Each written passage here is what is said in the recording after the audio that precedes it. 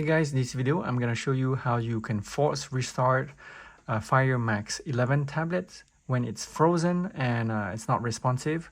For example, let's say it's not responsive, it's not working. What you want to do is you want to locate the power button on the back right here on the side. So you want to press on this and do not let go for 15 seconds until the screen is totally black. So let's do it together. Let's say the screen is unresponsive and you're frozen right here. What you want to do is you want to press this power button and hold it for 15 seconds until the screen is black, and then you can release it. So let's do it together. So 1, 2, 3. 1, 2, 3. I'm still holding it.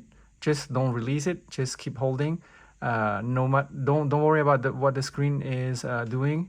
Just keep holding. So until it's black, just release it. And then now it should be off, right? It should be off now. And you just did like a force restart right here. And we're gonna press back the power button. Just a couple minutes and it's gonna show the Amazon logo right here. So that's how you force restart a frozen Fire Max 11. So if you have any problems, it's not responding, it's not working, you're frozen, that's how you do it.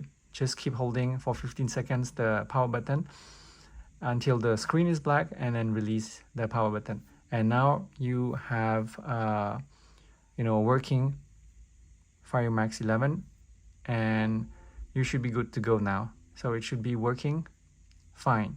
So if you have any issues, problems, please comment below. If you find this video helpful, please give a thumbs up so other people can find this video as well. And see you guys in the next video.